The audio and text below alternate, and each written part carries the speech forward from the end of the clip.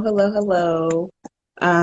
We are BookTini's book board. My name is Nakia White, and we have Janice and Free here, also members on our book board and members of BookTini. And we're going to talk about our Black Excellence selection this month, which is Cicely Tyson's Just As I Am memoir that's behind me. We're talking about the Foreword by Viola Davis and also the introduction and chapters 1 through 3.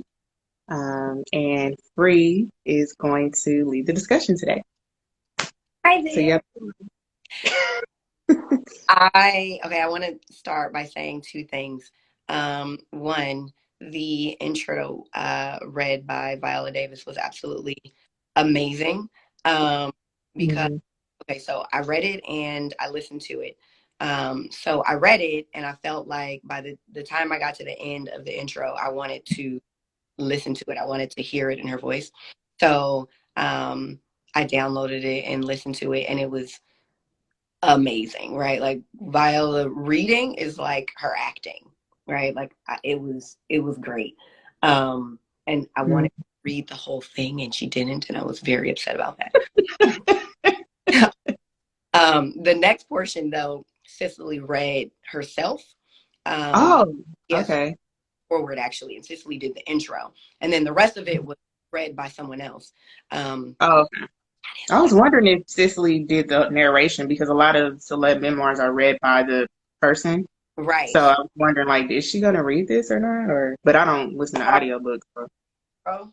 I don't know if she's going to read any of the rest of it, but after the intro, it was someone else, and they weren't nearly as good as Cicely or Viola.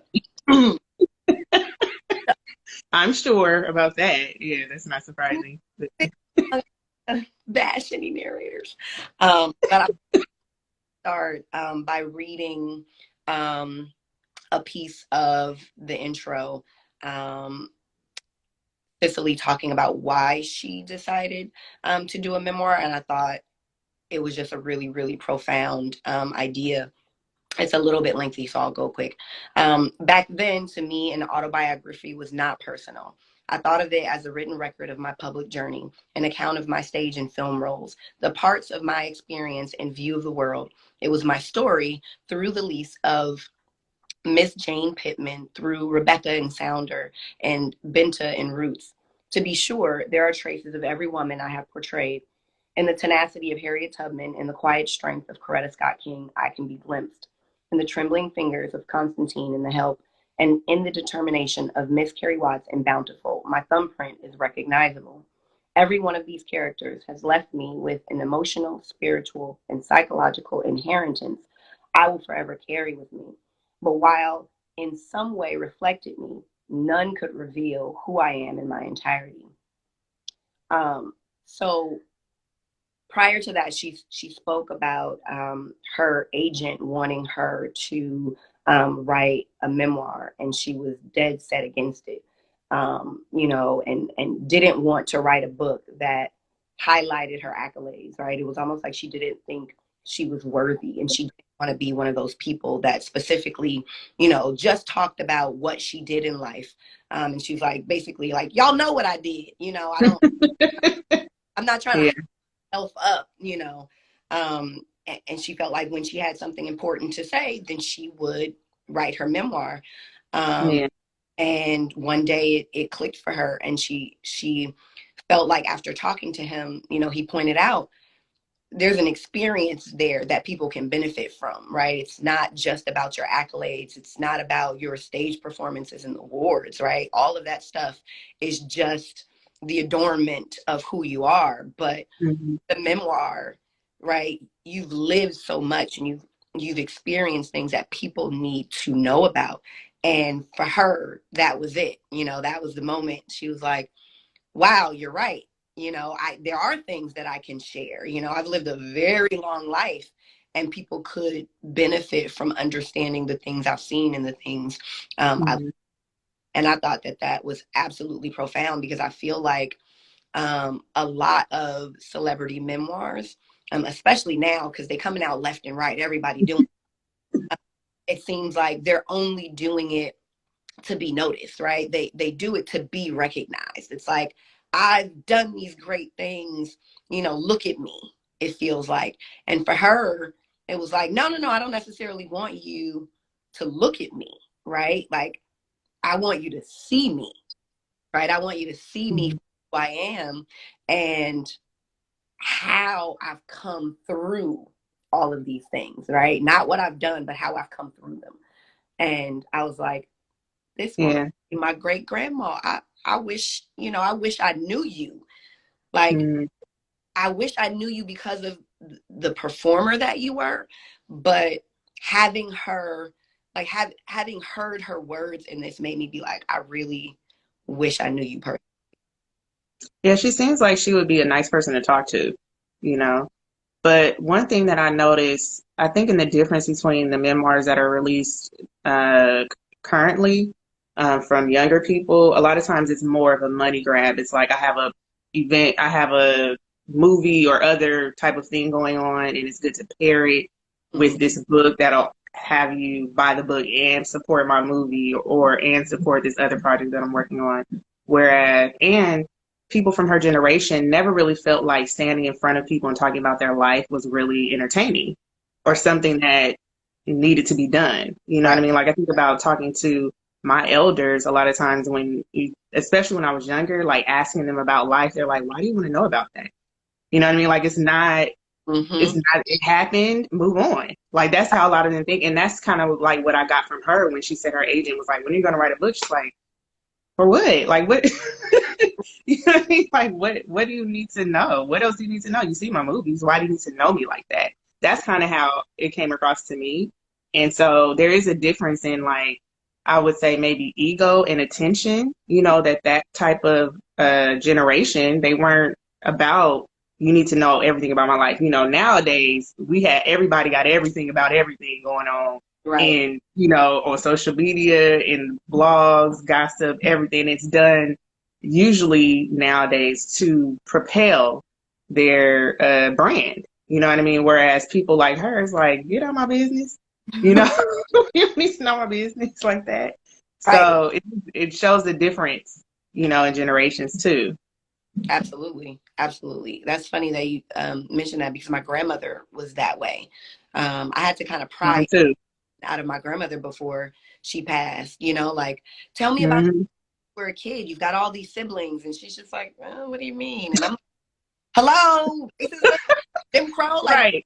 backwoods of Louisiana, and you got life. Like, tell me what's up. She was like, I guess.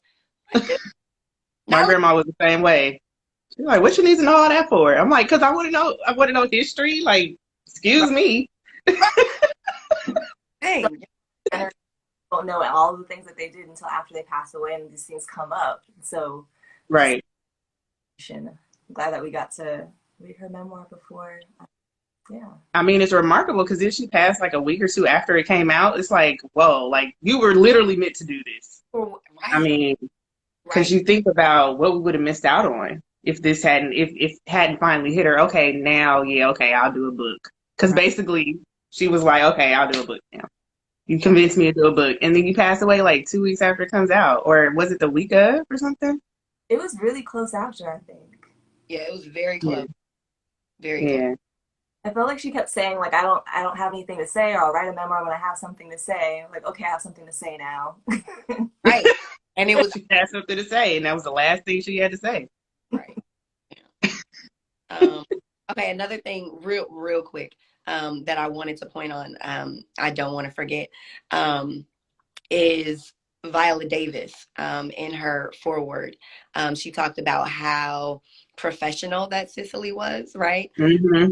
How she arrived on set the first time, she worked with her and she arrived on set and she's all happy and wants to embrace her. And Cicely is in character and her character attention. And so she straight up dissed her later. She's like, hey, Cicely. And she's like, And like, that's her character and how she refused to step outside of that. And she made people call her the character's name, while on set so that she could, maintain the role that she was in. And I mean, I've heard other people, like other actors speak about doing that so that they can, maintain the integrity of the role, because it's harder for some people to remain true to whatever they're supposed to be doing, if they're Right. going between the character and themselves. But it just seemed way more interesting. This Hmm.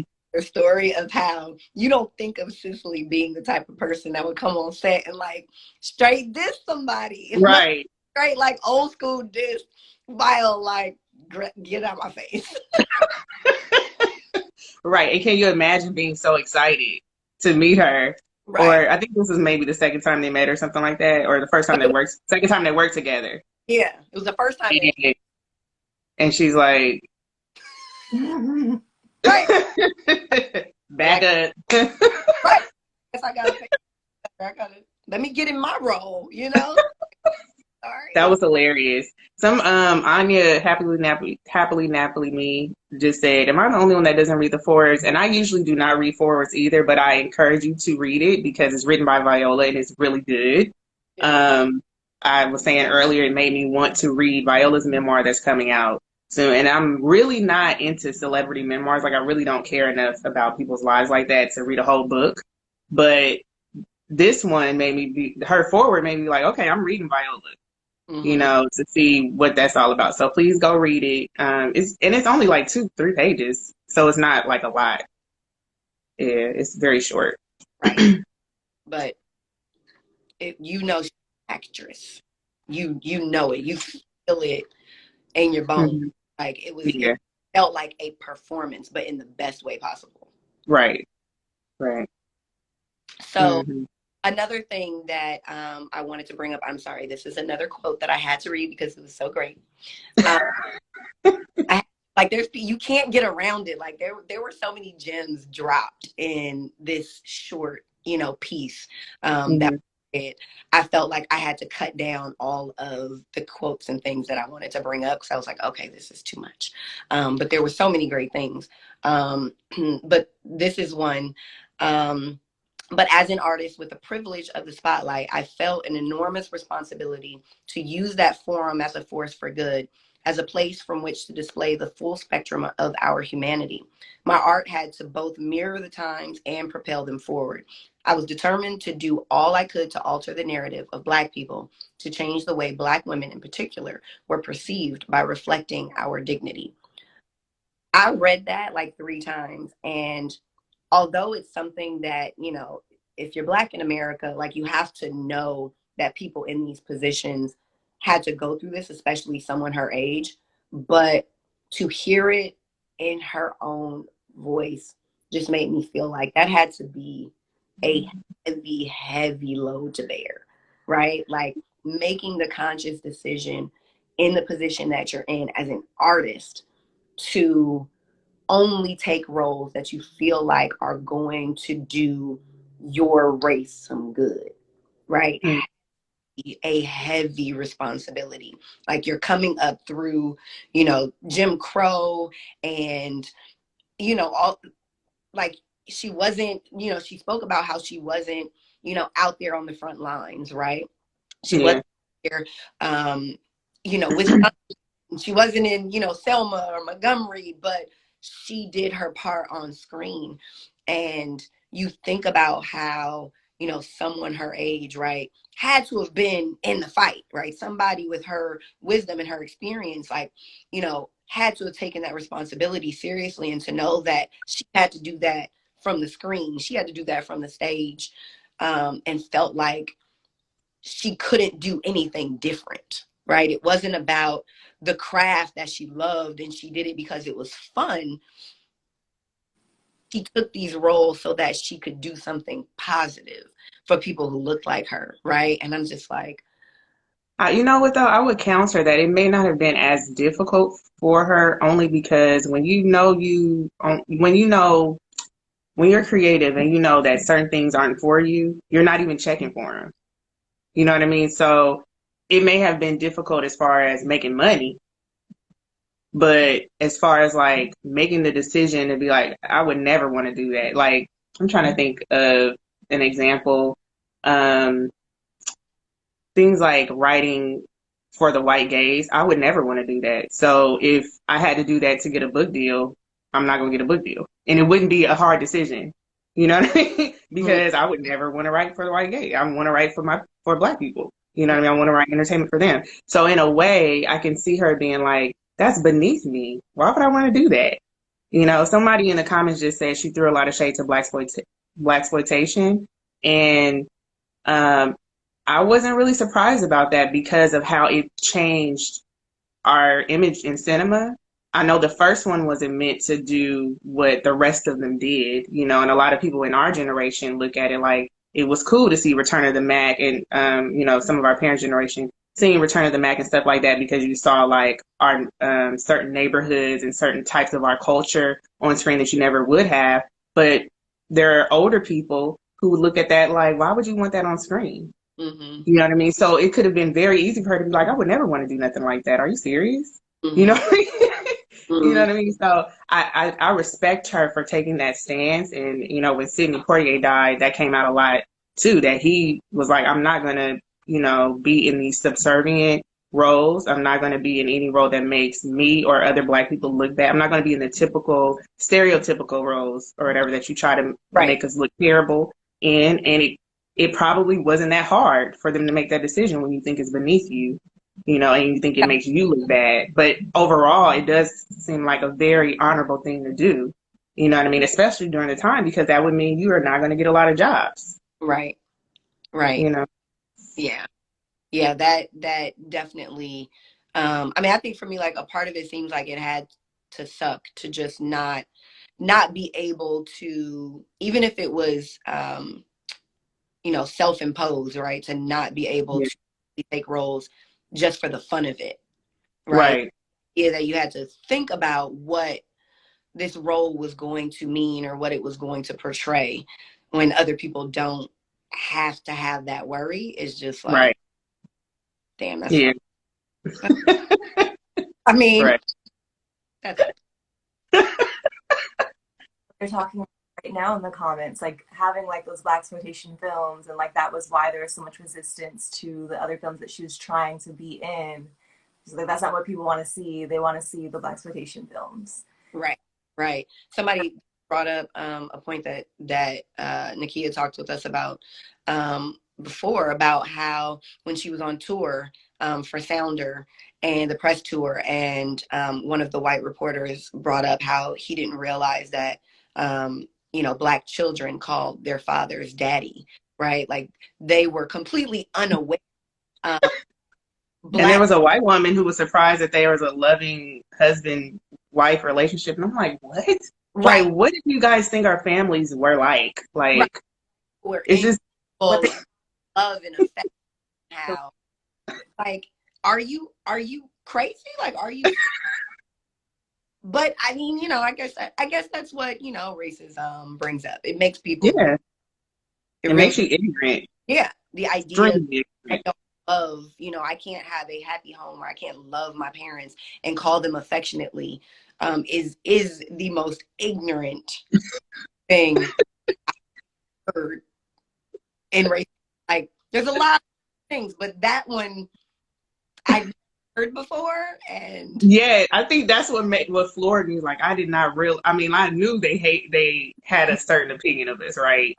And right, felt about the certain, but I didn't realize you really thought that we did not have similar family dynamics. That it would be that we would not refer to our parents the same way, like right, that. I think there was somebody, maybe Toni Morrison, that said like racism has that effect too. Like people don't realize the negative effect on the aggressor. You mm, know, like it makes you think things that are it makes you stupid, basically. You know what I mean? It yeah, makes you very dumb and ignorant, you yeah, know, to go through life thinking this about us. You right. know, when it's like we are clearly no different, you know. Just something that simple though, like what did you think we called our parents? Like we just called them boy or sir or I don't know, like what First name, we just out here calling Nakia. Hey, I have a hug. Like what? or did it? that blew me away. Yeah, Uh, but um, Okay, so there were two things that I wanted to bring up when she started talking about her young family life, right? Since we're talking about family life in the Black community. Um, she talked about having premonitions when she was a kid. And Mhm. I thought it was, you know, cool that she brought that up, because I think that people in our generation and like our parents' generation don't look at things like visions or premonitions the same that people in Cicely's generation or before, Mhm. saw it as, right? It was like one extreme or the other, where, you either, people thought of you as like having the gift and, having being given something very special, or, you had the devil in you kind of thing, like depend on, Mhm. the city you came from. Um, but having visions and, having like her mom, especially like trust, right? Those visions, right? She had these dreams or whatever. And, something would happen, whether it be good or bad to somebody, right? It's like, I feel like people in that generation, it was much more common. And like today, I feel like if one of my homegirls came to me and was like, girl, I had this premonition, I would be like, this nutcase.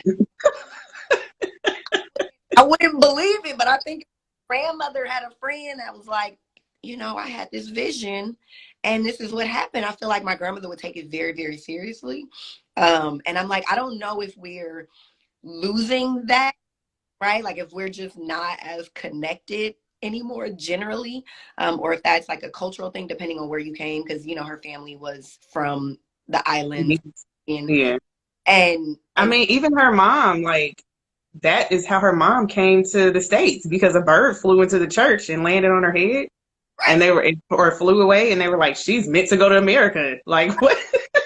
I'm You know what like, I mean? But it helped her have a better life, So it's like maybe we should start looking into stuff like stuff right. like that. Not paying attention to things nowadays because we don't think these things are real anymore. Like it wasn't passed down in the same way. Yeah. Or, have we been taught that those things are wrong? Like what happened? Because I don't So, know Christianity doesn't really allow for you to do both, that you shit. know. But there's a good amount of people who are moving toward more, African spirituality and stuff like that. So, and incorporating doing both now, and some doing only that. What are they called? ATRs. I can't remember the full name, but Traditional, traditional religions.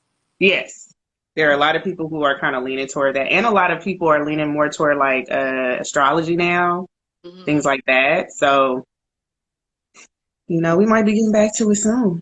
Back there in two more generations and we might be back. Maybe the next one after Alpha generation, you know? You're right. You're right. Okay.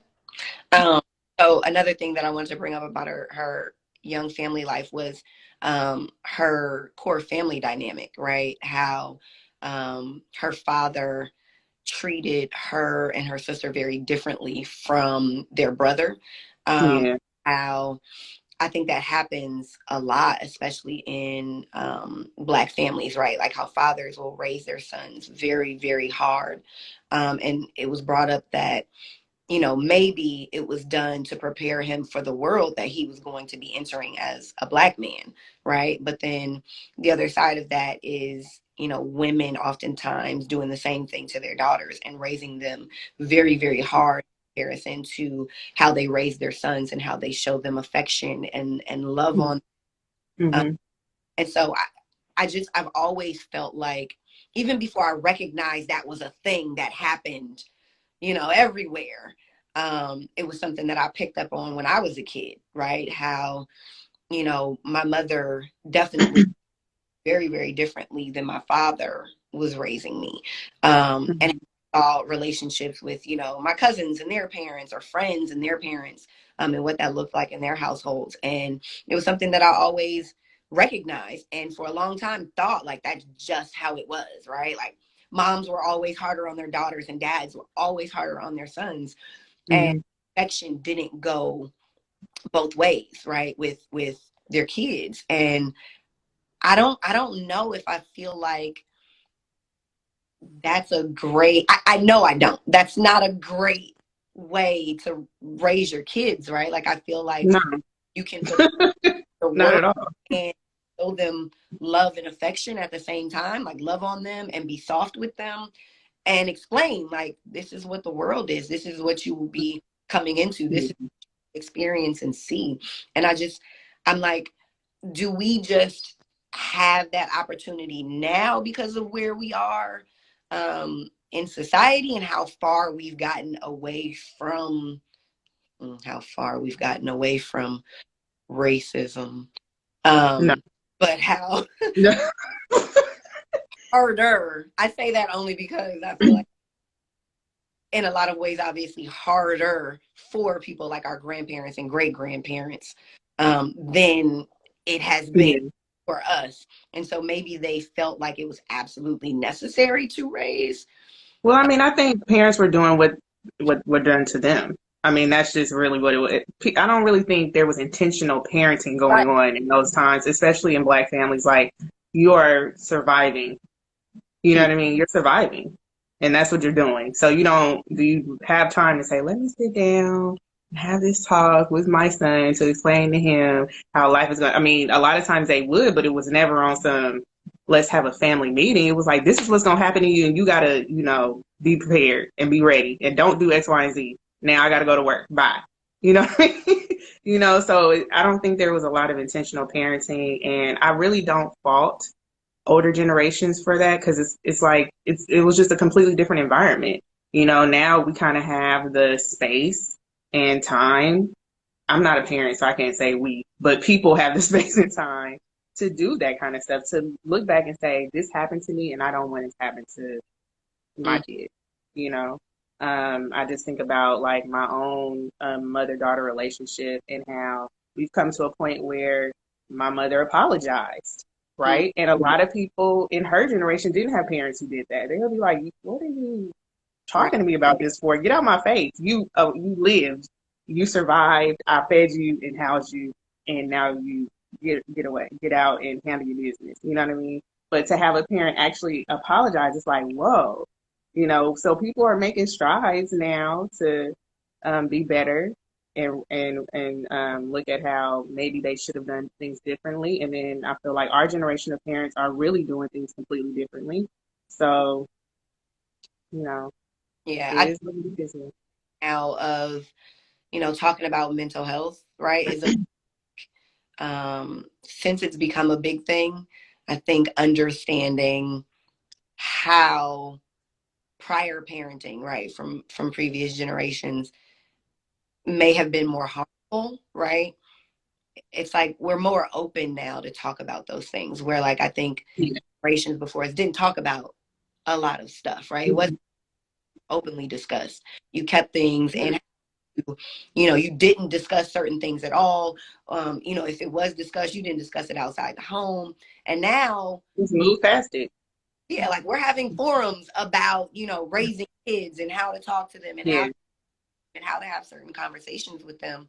And I feel like this sort of conversation won't be much of an issue in another generation, right? Because of Or how there'll be something else. It'll be right, something else right, different. Yeah. yeah, that's true. And It'll be something else. I mean, because there's no way to be a perfect parent, no, you know, no, not or, at all. or just a perfect person, period. It's not. Having a small child, though, that statement just made me be like, damn, what is it gonna be?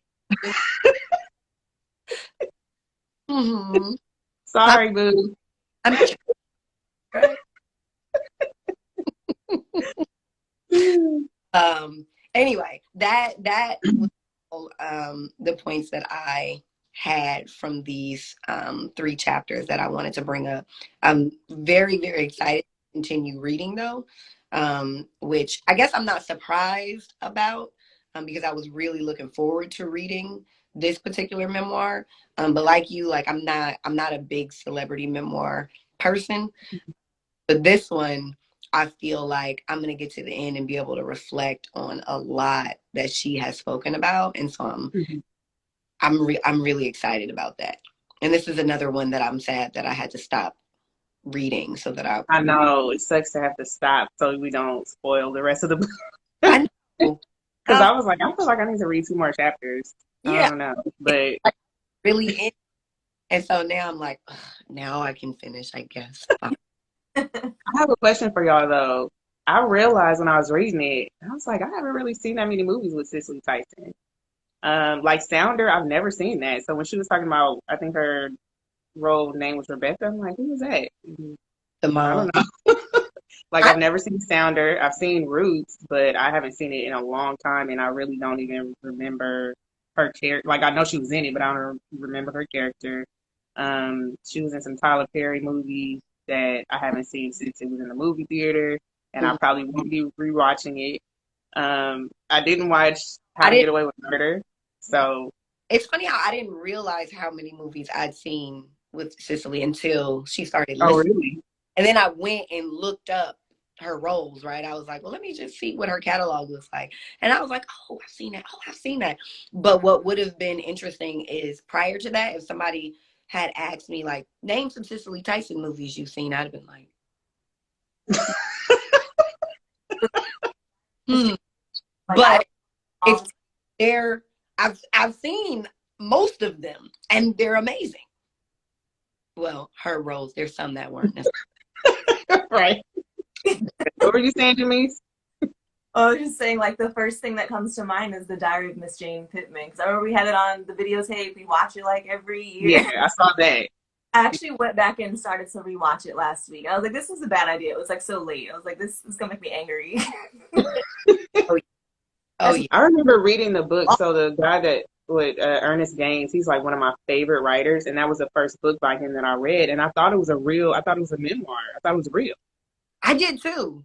When I And was so, real when I was a kid.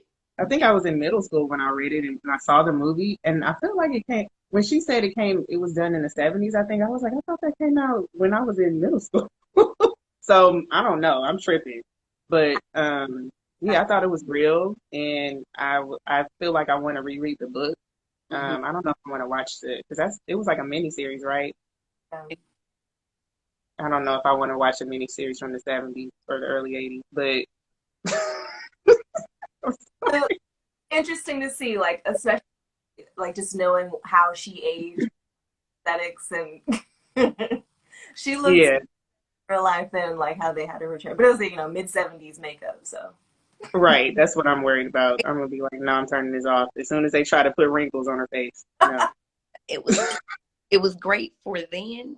yes, for then.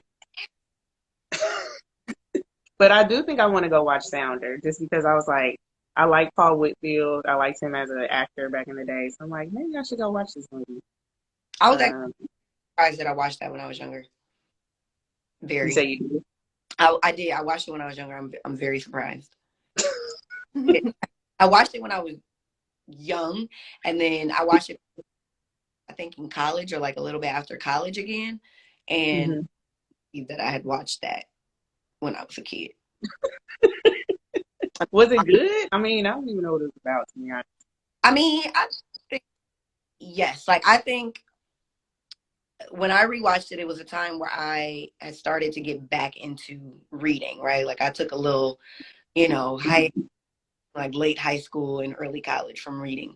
When I started getting back into reading, it was one of the things, I went and I rewatched it and I was like, how did I do this? Like it was good from a perspective of like, the the time period and the story it was trying to tell.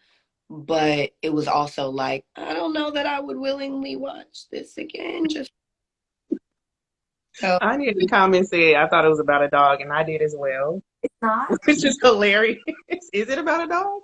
I thought the dog's name was Sounder, right? there's a dog. Okay. I think I might have read the book in school, but I don't think I've ever seen the movie. And I could I be didn't even realize it was a book. There's a dog. Okay, so basically, this is going to get us up on Cicely Tyson's movies and any adaptations connected. Our adaptation month is in March. Maybe we'll watch. I mean, in May. Maybe we'll watch Sounder and Oh. read and read it. Uh, but maybe not. But Um, this does have me excited about watching other stuff that she was in, and I really wish I could have seen her in what is it, the Road to Bountiful or something like that on Broadway. mm, Um, I hate that I didn't get to see that um, before she, you know, before she passed and before Corona. So, yeah. yeah. But Well, all right. Any other last thoughts or questions about the book? No. That's shit. love her. That's all. Okay. I'm excited to finish reading it and to discuss it. And we will be discussing it with French 77 cocktails. I didn't make one because it's early. It's too early to be drinking wine for me. It was before. Uh, hmm, It was before noon, so I just left that alone. yeah. Yeah. And I'm wondering if anybody we only have 6 people watching right now, but if anybody feels like we should have any of these in the evening, let us know because we can schedule some for the evening sometime and then we can really drink. I'm not drinking at 11 a.m. unless I have brunch there with me. So, Right, right. If it was brunch, it would have been better. right, right, right. So we'll see you next month for our first impression of our international culture selection. That will be Dava Shastri's, I'm sorry if I'm mispronouncing it, but it's titled Dava Shastri's Last Day by Karthana Ramasetti. And I'm really excited about this book. It sounds like it's going to be a bunch of mess. And so that's great for me. I'm entertained by it. So I'm excited about it. We'll see you. I believe it'll be March 6th. And happy reading. Enjoy the rest of your Saturday.